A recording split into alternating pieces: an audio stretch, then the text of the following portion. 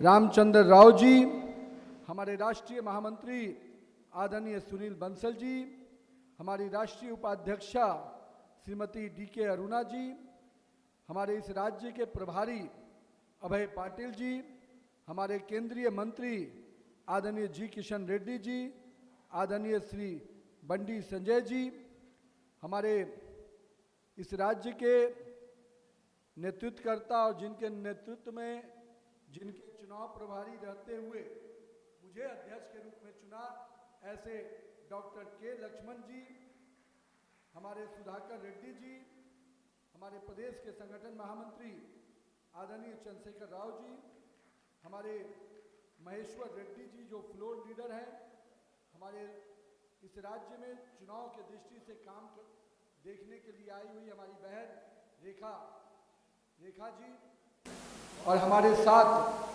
मंच पर उपस्थित अपने सभी सांसदगण, सभी विधायकगण, सभी प्रदेश के हमारे पदाधिकारी, माननीय जिलाध्यक्षगण और प्रदेश कार्य समिति के अपने सभी माननीय सदस्यगण। आज का दिन मेरे लिए भी विशेष है क्योंकि पार्टी के राष्ट्रीय अध्यक्ष होने के बाद किसी भी प्रदेश की पहली कार्य समिति में जाने का मौका मुझे मिला है। इसके लिए मैं पूरे प्रदेश नेतृत्व को नमस्कार करता हूं। तेलंगाना प्रजालुक हृदयपूर्वक नमस्कारम।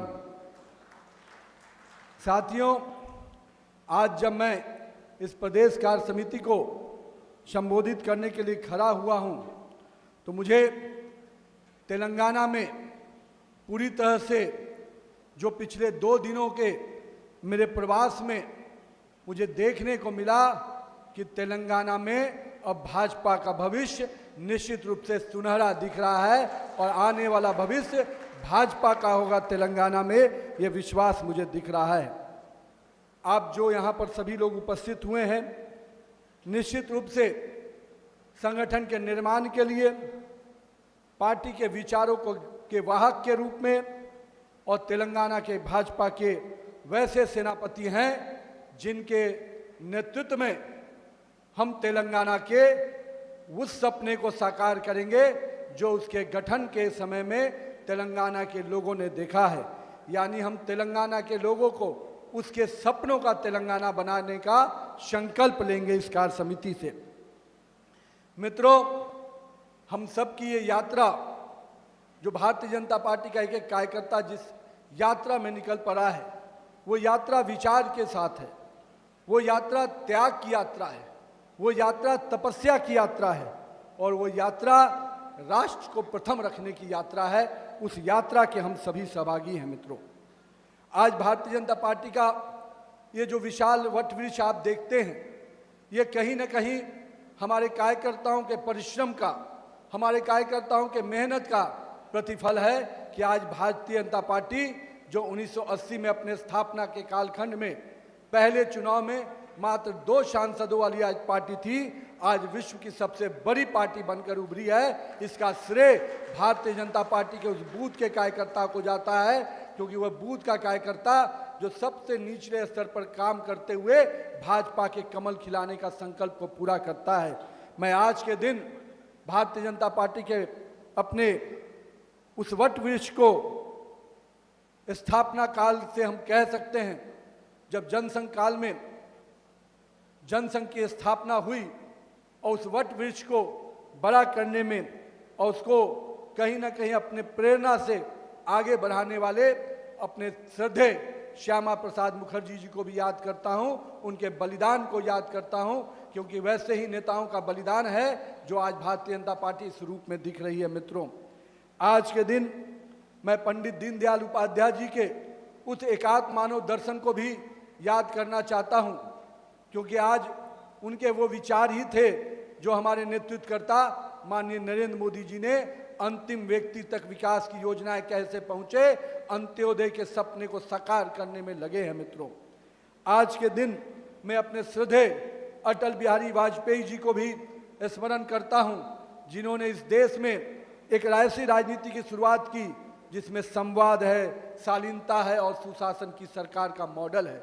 मैं मानता हूं हमारे नेतृत्वकर्ता माननीय प्रधानमंत्री श्री नरेंद्र मोदी जी आज अपने इन तीनों विचारों के पुरुष हम कह सकते हैं कि श्यामा प्रसाद मुखर्जी जी का एक भारत श्रेष्ठ भारत, दीनदयाल उपाध्याय जी का अंत्योदय और माननीय श्रद्धेय अटल बिहारी वाजपेयी जी का सुशासन की सरकार, कहीं न कहीं इन तीनों चीजों को आत्मसात करते हुए आज माननीय प्रधानमंत्री जी आधुनिक भारत के निर्माण में लगे हैं। और मैं मानता हूं कि उनके नेतृत्व में जिस प्रकार से पिछले 12 वर्षों में माननीय प्रधानमंत्री नरेंद्र मोदी के नेतृत्व में जिस प्रकार से विकास की योजनाओं को अंतिम व्यक्ति तक पहुंचाने के संकल्प को पूरा किया गया, जिस प्रकार से इस भारत को एक भारत श्रेष्ठ भारत की कल्पना से कश्मीर से कन्याकुमारी तक भारत का तिरंगा लहराता रहे, उसके शान में कोई गुस्ताखी न कर सके, इस संकल्प को पूरा करने का काम हमारे नेता आदरणीय प्रधानमंत्री जी ने किया है। मित्रों,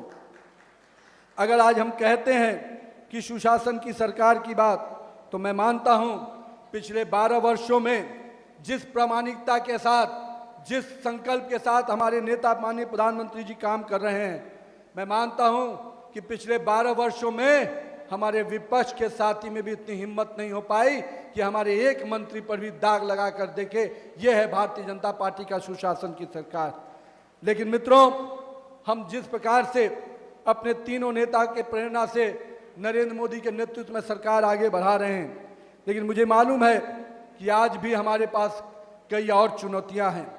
हम सफलता देखकर इस मुगालते में सहज नहीं हो सकते कि अभी हमने अपनी मंजिल पा ली है, हमें अभी और संघर्ष करना है और हमें अपने भारत को, उस सपने को भारत बनाना है जिसकी कल्पना, जिसका सपना स्वामी विवेकानंद जी ने देखा था, भारत को परम वैभव पे पहुंचाने का सपना। लेकिन मित्रों, मैं आप और आपने यहाँ पर उपस्थित सभी कार्यकर्ताओं से आने वाले वर्षों में भी संघर्ष के लिए आह्वान करने आया हूँ। मित्रों, भारतीय जनता पार्टी अगर 2047 में माननीय प्रधानमंत्री नरेंद्र मोदी जी ने सपना देखा है कि हम विकसित भारत बनाकर देंगे, तो सपने को साकार करने के लिए मेरे इस कालखंड के कार्यकर्ताओं को भी अपना पुरुषार्थ करना होगा। इस कालखंड के कार्यकर्ताओं को भी समर्पण और संकल्प के साथ आगे बढ़ना होगा। मित्रों, हम मानते हैं कि जब हमें 2 सीटें आई थी तब भी हमने संघर्ष को अपना साथी चुना था, हमने संगठन को अपना मार्ग और संगठन को अपनी ताकत समझ के आगे बढ़े थे और हमें मालूम था कि अगर हम जनता का विश्वास जीतेंगे तो निश्चित रूप से एक दिन भारत की सबसे बड़ी पार्टी और विश्व की सबसे बड़ी पार्टी बनकर उभरेंगे। और हमने 2 सीटों से जब हमारे आंकड़े आए तो हम विचलित नहीं हुए। हमारी नीतियां थी, जो हमारे विचार थे, उसमें कोई भटकाव नहीं आया। हमने उस दिन भी वही संकल्प किया था, जहां हुए बलिदान मुखर्जी वो कश्मीर हमारा है। उस सपने को साकार किया तो हमारे नेता माननीय प्रधानमंत्री नरेंद्र मोदी जी ने साकार किया। मित्रों, यानी हम वैसे संगठन के लोग हैं जो कहीं ना कहीं तप, त्याग, परिश्रम से परिणाम को लाने का संकल्प लेके आगे बढ़ते हैं। मित्रों, आज जब पूरे देश में एक वातावरण बना है, लोग पूछते हैं क्या बदला, तो मैं उनको बताना चाहता हूं कि 2014 के पहले का भारत एक निराशा में, एक करप्शन में, और कहीं ना कहीं कह सकते हैं कि एक युवा पीढ़ी को ये लगता था कि मेरा भविष्य कहाँ जाएगा, मेरे भारत का भविष्य कहाँ जाएगा। पर आज का युवा, आज के भारत के लोग मान के चलते हैं कि नरेंद्र मोदी जैसा शख्सियत है जो कोरोना में भी हमको, आपदा में भी पूरी चुनौतियों के साथ बाहर निकालने का सक्षम रखता है। विदेशी ताकतें भी अगर हमारे सामने खड़ी होती हैं तो उनको ईंट का जवाब पत्थर देने में क्षमता रखता है। मैं इसलिए आज इस बात को कह रहा हूं मित्रों कि जहां हम लोगों ने हमेशा अपने ताकत को इजाफा किया है, हमने मालूम है कि 2019 में जो हमें परिणाम मिला था, 2024 के परिणाम में हमने 35% वोट लाकर तेलंगाना में अपनी सशक्त उपस्थिति को दर्ज किया है। लेकिन मित्रों, ये सफर अभी और संघर्ष का है और हमें मालूम है कि जिस प्रकार से लोग पूछते हैं मुझसे कि पश्चिम बंगाल में किस प्रकार से जीत मिली, मैं बताता हूं उनको कि पश्चिम बंगाल की जीत के पीछे हमारा विचार है, हमारा नेतृत्व है और हमारे कार्यकर्ताओं का परिश्रम है। और कहीं ना कहीं हमने पश्चिम बंगाल की जीत को उस श्यामा प्रसाद मुखर्जी जी के जन्म स्थान को कहीं न कहीं उस विध्वंसकारी शासन से मुक्ति दिलाने का काम किया है। जो सपना श्यामा प्रसाद मुखर्जी जी ने पश्चिम बंगाल के लिए देखा होगा, उसको आने वाले समय में जो भाजपा की सरकार बनी है उसको पूरा करके देगी मित्रों। लेकिन 2016 में हमारे पास मात्र 3 विधायक हुआ करते थे।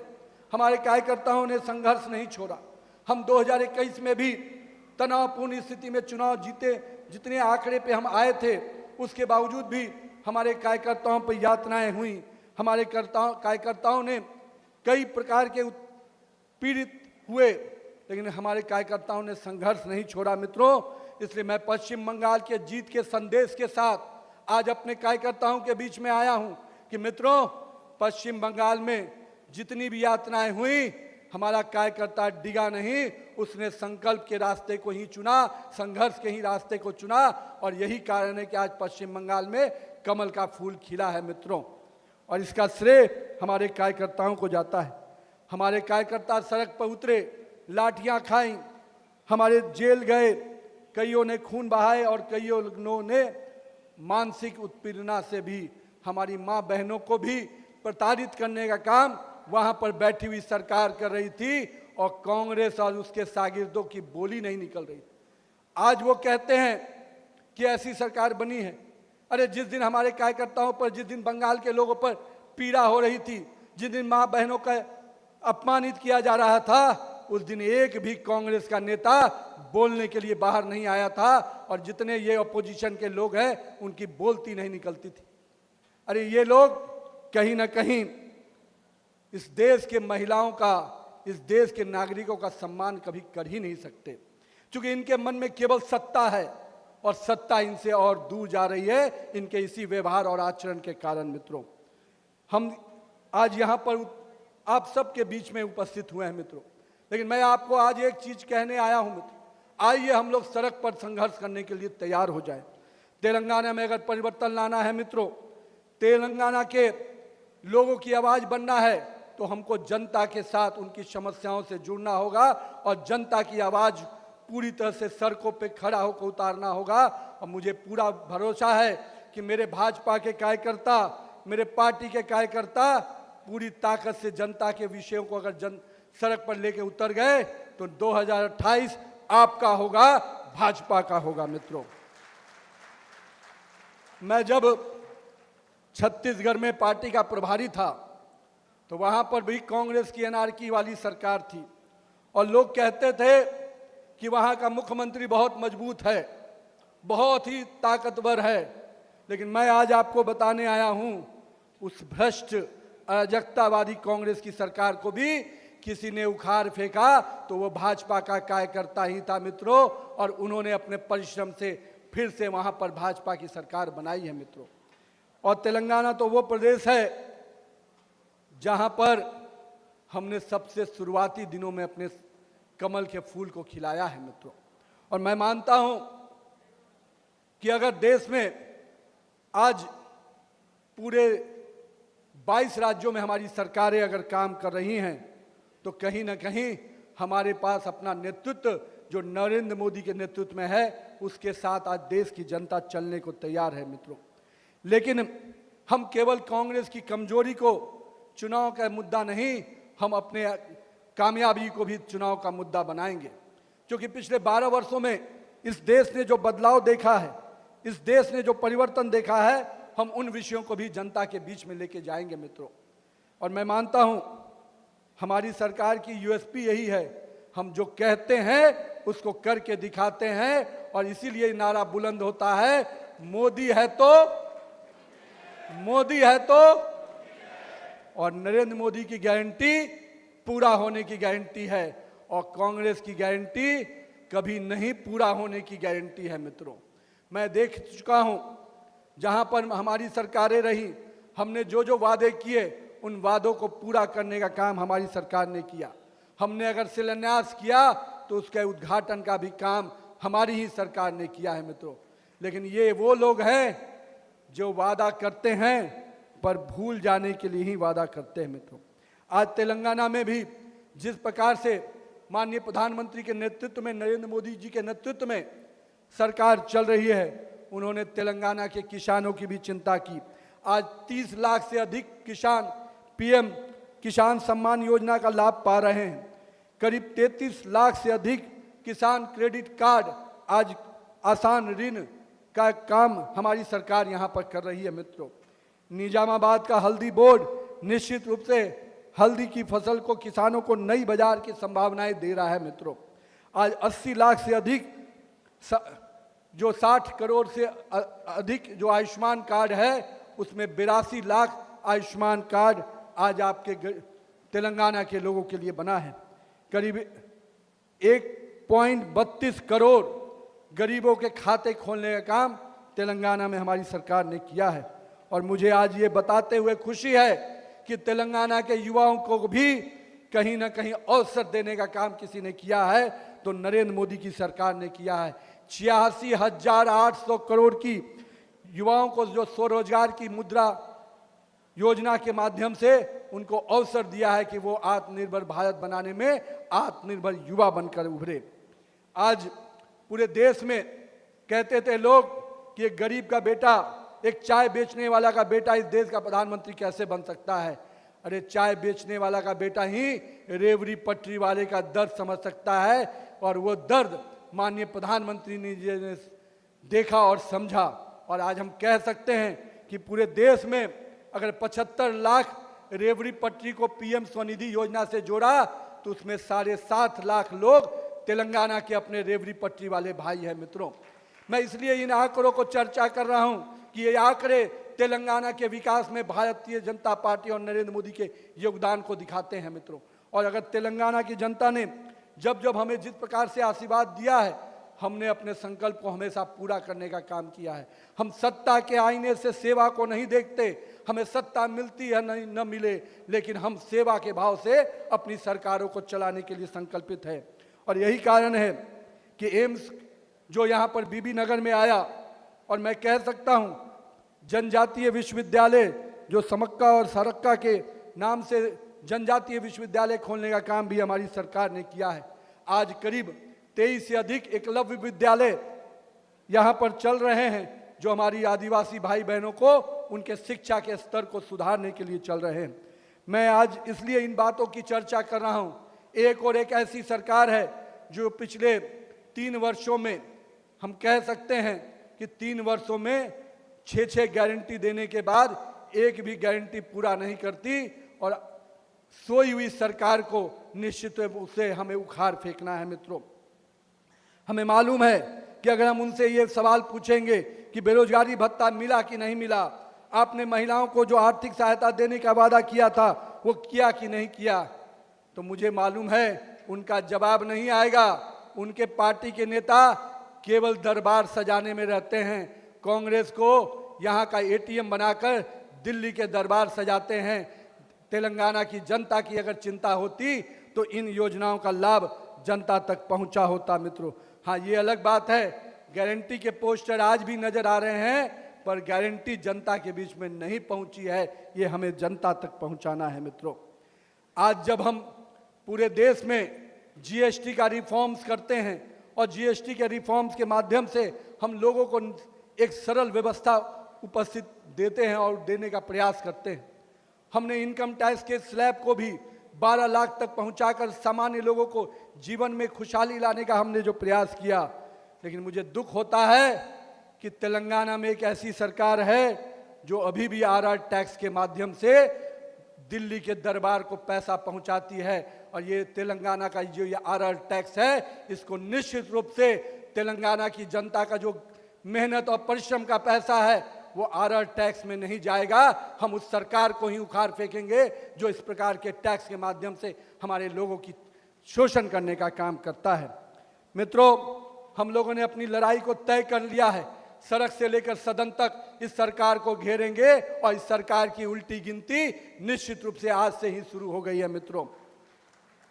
भारतीय जनता पार्टी ये तय करेगी जितने पैसे का काम और कारनामे जो ये सरकार दिखा रही है उसका एक एक रुपये का हिसाब हमारा कार्यकर्ता लेगा। इस बात के लिए आप सब तैयार हो जाइए मित्रों। हम लोगों ने देखा यहाँ पर एक भ्रष्टाचारी सरकार को जिस प्रकार से बीआरएस की सरकार चली, भ्रष्टाचार और परिवारवाद से ऊपर नहीं उठ पाया और पूरा समय उनका उसी में बीता। हमें ध्यान में होना चाहिए कालेश्वरम का घोटाला, जो निश्चित रूप से बीआरएस को उसकी अंतिम पायदान पर पहुंचाने के लिए काफ़ी हुआ। लेकिन मित्रों, जो अगली सरकार बनी उसने भी उसी परंपरा को जारी रखा, क्योंकि ये कांग्रेस की पुरानी परंपरा रही है। और हम तो कहते हैं कांग्रेस, करप्शन, ये दोनों पर्यायवाची है। और मैं मानता हूं कि आज क्रिमिनलाइजेशन ऑफ पॉलिटिक्स भी कांग्रेस का पर्यायवाची बनते जा रहा है। मित्रों, जिस प्रकार से देश के टुकड़े करने वाले गैंग को, देश को नापाक इरादे को पहुंचाने वाले गैंग को जिस प्रकार से कांग्रेस का समर्थन मिलता है, मैं मानता हूं कांग्रेस करप्शन और क्रिमिनलाइजेशन ऑफ पॉलिटिक्स के लिए जानी जाएगी। मित्रों, और कहीं ना कहीं हाल ही में मुझे मालूम हुआ, जो रिवर फ्रंट का नाम से, मूसी रिवर फ्रंट के नाम से जो एक योजना आई है, उसमें भी कांग्रेस ने अपनी परंपरा के तहत लूट का बाजार लगा दिया है। मित्रों, लेकिन हम आपके माध्यम से कांग्रेस की सरकार को स्पष्ट रूप से चेतावनी देते हैं कि जो पैसा आप यहाँ की जनता का पैसा, यहाँ के लोगों का मेहनत का पैसा आप राहुल गांधी के विदेश यात्रा में खर्च करते हैं, उसका हिसाब भारतीय जनता पार्टी का कार्यकर्ता लेगा, तेलंगाना की जनता लेके रहेगी। मित्रों, मुझे मालूम है जिस प्रकार से यहाँ पर मजलिस, कांग्रेस और बीआरएस का खेल चलता है, मैं स्पष्ट रूप से आज कहने आया हूं मित्रों, जिन लोगों ने भी धर्म के आधार पर आरक्षण देने का प्रयास किया है, भारतीय जनता पार्टी उसके पूरी तरह से उसका विरोध करती है। और हम इसको सुनिश्चित करेंगे कि जब हमारी सरकार यहाँ बनेगी, हम इस धर्म के आधार पर आरक्षण को खत्म करेंगे और उसका लाभ हमारे एससी, बीसी और हमारे एसटी समाज के लोगों को मिलेगा, क्योंकि हम उन लोगों को आगे लाना चाहते हैं जो समाज के उस वर्ग में बैठा है, जिनको आज भी विकास के मुख्य धारा में लाने का काम हमारे ऊपर है। आज अगर हम कहते हैं देश के 25 करोड़ आबादी को हमने गरीबी रेखा से बाहर लाया, तो हमने उस संकल्प को पूरा किया जो हमारे प्रेरणा पुरुष दीनदयाल उपाध्याय जी ने कहा था। अगर आज हम कहते हैं कि हमने अपने सांस्कृतिक विरासत को मजबूत किया है, आज हम कह सकते हैं कि जिस प्रकार से अपने इतिहास के धरोहर को, सांस्कृतिक विरासतों को हमने मजबूत कर कर निश्चित रूप से सनातन परंपराओं को एक जीवंत करने का प्रयास हमारी सरकार ने किया है। और मैं मानता हूं कि जिस प्रकार से यहाँ की सरकार ने लगातार हमारे देवी देवताओं का अपमान करने का काम किया, अयप्पा का स्वामी मंदिर पर जो हमला हुआ, उसका अपमान का बदला हम आने वाले समय में जरूर इस सरकार से लेंगे। मित्रों,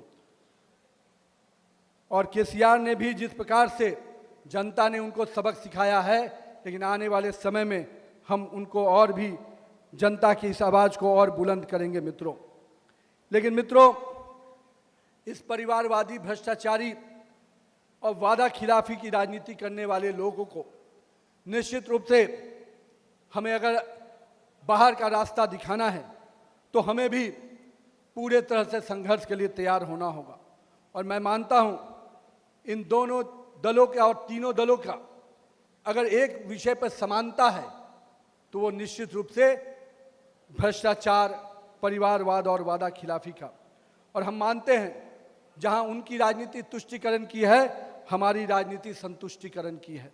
हम जनता के विश्वास को जीतकर जनता के साथ सेवा भाव से काम करते हैं, और इसीलिए हमारे नेता उस सिद्धांत पर विश्वास करते हैं। और हमारे नेता माननीय प्रधानमंत्री जी ने वो नारा दिया, सबका साथ, सबका विकास, सबका विश्वास और सबका प्रयास। और निश्चित रूप से हम इस विषय को लेकर जनता के बीच में जाएंगे। हमें मालूम है तेलंगाना को जिस प्रकार से, जिस सपने के साथ तेलंगाना बना, हमारी श्रद्धेय सुषमा स्वराज जी ने जो संसद के पटल पर जो आवाज़ बुलंद की, हमारे कार्यकर्ताओं ने और यहाँ के लोगों ने जो कुर्बानी दी, उस सपनों का तेलंगाना निश्चित रूप से अभी अधूरा है, और उस सपने को पूरा करने का काम हमारी सरकार करेगी। मित्रों, और हम उस सरकार को लाने के लिए अपने कार्यकर्ताओं के संघर्ष के लिए आह्वान करते हैं। मित्रों, आज जिस प्रकार से यहाँ की सरकार केवल झूठ का बाजार खोली हुई है, हर पंचायत, हर बूथ तक हमें उस झूठ के बाजार को, उजागर करना है और जिस प्रकार से शहरी और ग्रामीण क्षेत्रों को एक विकास के लिए अलग अलग नीतियों बनाकर काम करने की आवश्यकता है, पर यहाँ की सरकार बड़े इंफ्रास्ट्रक्चर पर ही ध्यान देती है क्योंकि उसमें उनको गाढ़ी कमाई दिखती है। उन्हें गरीब का आवास बनाने की चिंता नहीं होती है, क्योंकि उसकी चिंता कोई कर सकता है तो देश के नेता माननीय प्रधानमंत्री नरेंद्र मोदी जी कर सकते हैं। आज देश भर में 4 करोड़ गरीबों के अगर आवास बने तो उसको छत देने का काम कहीं ना कहीं हमारे नेता नरेंद्र मोदी जी ने किया। आज महिलाओं की सम्मान की बात करते हैं तो हमने 12 करोड़ शौचालय अगर बनाए तो महिलाओं का सम्मान, स्वाभिमान और अब उनके अधिकार की भी चिंता नरेंद्र मोदी की सरकार करेगी। मित्रों, आज हम कहते हैं कि हमारी माता बहनें आत्मनिर्भर बनेंगी, तो मुझे मालूम हुआ कि पहली महिला पायलट आज भारतीय जनता पार्टी के सदस्य बनकर आ रही है। ये भाजपा का जुड़ाव महिलाओं के साथ दिखता है मित्रों, लेकिन हम देखते हैं कि हमें अब ये और भी महिलाओं को सुदृढ़ करने के लिए, मजबूत करने के लिए काम करना है। और माननीय प्रधानमंत्री जी ने अगर 3 करोड़ लखपति दीदी बनाने का संकल्प को पूरा किया है तो हम मानते हैं कि आज महिलाएं आधी आबादी को हम आत्मनिर्भर बनाने में, और इस भारत को आत्मनिर्भर अगर बनाना है तो आधी आबादी को भी हमको उसी ताकत के साथ खड़ा करना होगा। मित्रों, हमें मालूम है कि कांग्रेस के विधायक हों, कांग्रेस के यहाँ के जो भी तथाकथित सांसद हों, उनके लिए केवल और केवल सत्ता में सेवा मेवा ही माध्यम है। लेकिन हम उनको खिलाफ भी, उनके कमियों को, उनके विषयों को लेकर भी जनता के बीच में जाएंगे और जनता को इस आह्वान के साथ जोड़ेंगे कि आने वाले समय में कांग्रेस मुक्त तेलंगाना बनाने का सपना हम सभी लोगों को पूरा करना है। मित्रों, भारतीय जनता पार्टी का एक ही पक्ष है, राष्ट्र पक्ष। हम उस बात को इसलिए कहते हैं, हमारी पार्टी में बहुत स्पष्टता है, nation first, party next, self last, और इसी विषय को लेकर हम भारतीय जनता पार्टी के कार्यकर्ता काम करते हैं। मित्रों, लेकिन आज भारत को जो एक स्वप्न माननीय प्रधानमंत्री नरेंद्र मोदी जी ने दिया है, कोई भी विश्व में देश, वही देश आगे बढ़ता है जो एक साथ मिलकर एक स्वप्न के साथ आगे बढ़ता है। अमेरिका भी अगर आगे बढ़ा तो उसने ग्रेट अमेरिकन ड्रीम्स को देखा, चाइना ने भी अगर आगे बढ़ा तो उसने चाइना को ग्रेट बनाने की बात सोची। और मैं मानता हूं कि जो विकसित भारत का सपना 2047 में विकसित भारत बनाने का सपना जो प्रधानमंत्री जी ने देखा है, कहीं ना कहीं पूरे देश को एक स्वप्न के साथ जोड़ा है। और आज पूरा 140 करोड़ भारतवासी उस स्वप्न के साथ इस देश को आगे बढ़ाने के लिए संकल्पित है। मित्रों, इस देश में लोग पूछते हैं कि क्या बदला। मैं आज तेलंगाना के कार्यकर्ताओं के सामने उस बात को भी कहने आया हूं। मित्रों, इस देश के तिरंगे का सम्मान पूरे विश्व में बदल गया है। मित्रों, कल तक हमारे ही जमीन पे पाकिस्तान के झंडे लहरा दिए जाते थे और दिल्ली में बैठी हुई सरकार मौन रहती थी। मैं इस बात को जब दोहराता हूं तो कुछ हमारे साथी कहते हैं कि नितिन जी, कांग्रेस के लोगों को पीड़ा होती है। मैं कहता हूं पीड़ा उनको मुबारक हो, लेकिन मुझे याद है 2011 का समय जब दिल्ली में कांग्रेस की मौन सरकार बैठी थी और पाकिस्तान का झंडा कश्मीर के लाल चौक पर लहराता था। मित्रों, लेकिन आज 2014 के बाद पाकिस्तान का झंडा अब भारत के भूमि पर नहीं, कश्मीर के लाल चौक में भारत का तिरंगा लहराता है। ये नए भारत की तस्वीर है। लेकिन मित्रों, हमें मालूम है कि अब ये बहुत सारी चीजें और करनी है। आज हमने आंतरिक सुरक्षा को मजबूत किया है, हमने बाहरी सुरक्षाओं को भी निश्चित रूप से ताकत दी है, और कहीं ना कहीं जो भी लोग नापाक इरादों से देश की तरफ देखते हैं उनको ईंट का जवाब पत्थर से देने का काम हमारी सरकार ने किया है। मित्रों, चाहे ऑपरेशन सिंदूर हो, चाहे सर्जिकल स्ट्राइक हो, हमने स्पष्ट संदेश दुनिया को दिया है कि भारत अपने हितों के साथ अब कोई समझौता नहीं कर सकता। भारत का एक भी नागरिक पर अगर हमला होगा तो भारत ईंट का जवाब पत्थर से देना जानता है। मित्रों, मैं आज इसलिए इस बात को कह रहा हूं मित्रों कि कांग्रेस के लिए हमेशा तुष्टीकरण की राजनीति ही उसके लिए सबसे बड़ी रही। उसने इस देश की मिट्टी से, इस देश की जमीन से कभी प्यार किया ही नहीं। वो अपने आप को इस देश के आज़ादी वाली पार्टी कहते हैं, लेकिन मैं कहता हूं वो आज़ादी वाली पार्टी 1947 में ही दफन हो गई थी, क्योंकि उस आज़ादी वाली पार्टी को जिसने संघर्ष किया था वो सत्ता में बैठने के लिए लायक नहीं थी, क्योंकि सत्ता में उसने जिस प्रकार के कंप्रोमाइज किए थे। हमें याद होना चाहिए कि नेहरू जी ने जब सत्ता पाई थी तो कितने प्रकार के कंप्रोमाइज इस देश की जनता के हितों से किए थे मित्रों। इसलिए मैं मानता हूं कांग्रेस कंप्रोमाइज पॉलिटिक्स के लिए जानी जाती है और भारतीय जनता पार्टी राष्ट्रवाद के लिए जानी जाती है मित्रों। लेकिन मित्रों, हमें आने वाले समय में तेलंगाना के लिए कुछ ड्रीम, कुछ सपने और कुछ विश्वास के साथ जनता के बीच में जाना है। और मैं मानता हूं कि हमारे जितने भी कार्यकर्ता इस वैचारिक लड़ाई के साथ साथ संगठन के निर्माण में अपनी पूरी ताकत लगाएंगे मित्रों। हमें मालूम है हमें समाज का विश्वास जीतना है। अगर हम समाज का, संगठन का निर्माण करते हैं, समाज का विश्वास जीतते हैं, तो निश्चित रूप से हम बूथ भी जीतेंगे। और जिस दिन हम बूथ जीतने की कल्पना को साकार करेंगे, मैं बात विश्वास दिलाता हूं, एक एक बूथ भारत को में जिस प्रकार से भाजपा के कार्यकर्ताओं ने मजबूत किया है, उस बूथ जीतने के साथ हम तेलंगाना को भी जीत कर लाएंगे मित्रों। आज मुझे पूरा विश्वास है, जिस प्रकार से अंग से, बंग से, कलिंग से कमल आगे बढ़ा है, उसी प्रकार से अब त्रिलिंग की धरती पर भी कमल का पूर्ण वैभव देखने को मिलेगा मित्रों। तो आइए भाजपा के इस सफर को, जो स्वाभाविक रूप से अब कमल का फूल तेलंगाना में खिलाना है, इस संकल्प के साथ हम सभी आगे बढ़े। और परिवर्तन दिल्ली से नहीं आएगी मित्रों, परिवर्तन तेलंगाना की जनता के साथ संघर्ष करके मिलेगा मित्रों। मैं मानता हूं कि दिल्ली की वो ताकत देनी है तो प्रदेश के नेतृत्व को मिलती है, प्रदेश के नेतृत्व को ताकत जिला के नेतृत्व को मिलती है, और जिला के नेतृत्व को ताकत मंडल के नेतृत्व को मिलती है, और मंडल का नेतृत्व का ताकत बूथ के नेतृत्व को ताकत देता है मित्रों। तो आइए पूरी दिल्ली, पूरी राष्ट्रीय स्तर पर भारतीय जनता पार्टी तेलंगाना को अपना मिशन मान ली है, और इस मिशन को पूरा करने का काम हमारे यहाँ पर बैठे हुए कार्यकर्ता करेंगे मित्रों। और हम जानते हैं कि तेलंगाना का जीत का अध्याय आप ही के पुरुषार्थ से होने वाला है मित्रों। तेलंगाना में भाजपा का अपनी सरकार बनाना हमारे लिए केवल राजनीतिक महत्वाकांक्षा नहीं, वर्षों तक जो निस्वार्थ भाव से हमारे कार्यकर्ताओं ने समर्पण भाव से जो संघर्ष और बलिदान किया है, उनके बलिदान और संघर्ष को निश्चित रूप से एक मंजिल तक पहुंचाना है। और हमें उसके लिए इस तेलंगाना के सपनों का, जो यहाँ के लोगों का सपनों का तेलंगाना है, उसे बनाना है मित्रों।